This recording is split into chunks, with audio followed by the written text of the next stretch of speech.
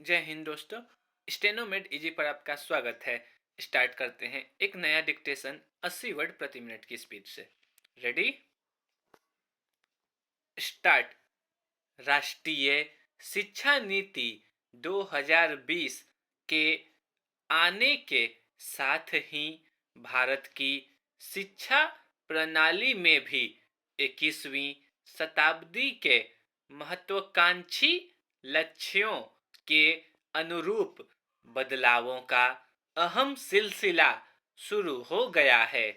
इस नीति में पठन पाठन की पुरानी चली आ रही शिक्षक आधारित व्यवस्था की जगह विद्यार्थी केंद्रित नई व्यवस्था लाकर समूची प्रणाली में बदलाव लाने पर जोर दिया गया है, जिससे विद्यार्थियों का समग्र विकास सुनिश्चित हो सके और उनकी रचनात्मक क्षमता भी विकसित की जा सके।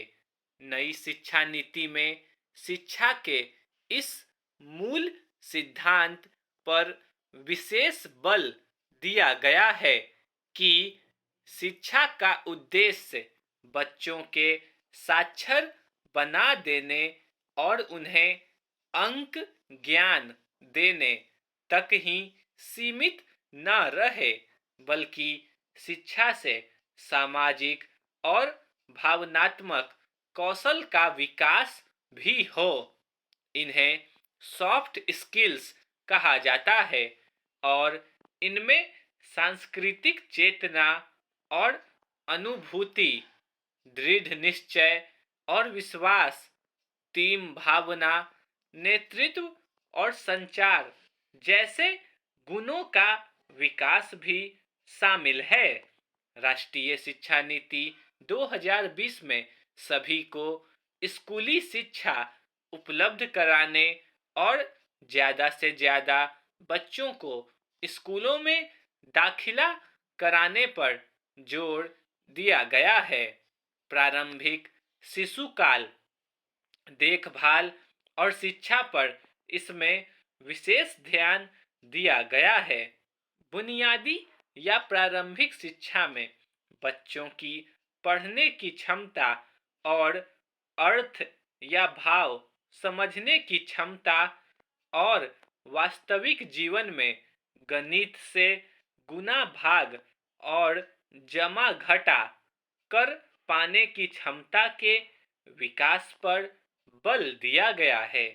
इसी उद्देश्य से निपुण भारत मिशन शुरू किया गया है, ताकि हर बच्चे के लिए ऐसा परिवेश बन जाए कि आने वाले 5 वर्ष में वह कक्षा 3 तक के स्तर की पढ़ने लिखने की क्षमता और गणित का ज्ञान प्राप्त कर ले।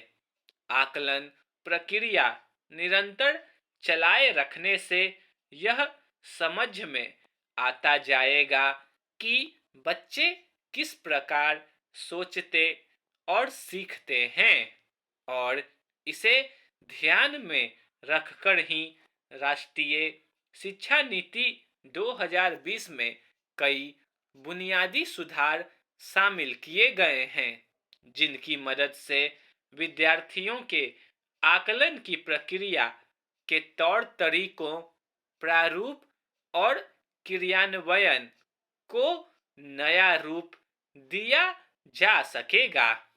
ऐसी भी उम्मीद है कि सहायता प्राप्त कॉलेज धीरे धीरे बंद किए जाएंगे और वर्ष 2035 तक उनकी जगह अनेक विषयों की शिक्षा देने वाले संस्थान आ जाएंगे। सभी को शिक्षकों की अहम भूमिका के बारे में पता है।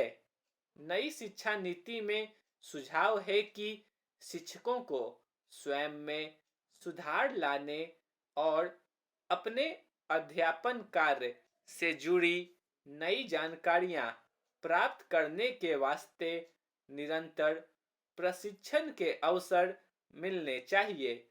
इसी कारण शिक्षकों के प्रशिक्षण की व्यवस्था को भी नई परिस्थितियों और बदलते परिवेश के अनुरूप मजबूत बनाने पर ध्यान दिया जाएगा। स्टॉप।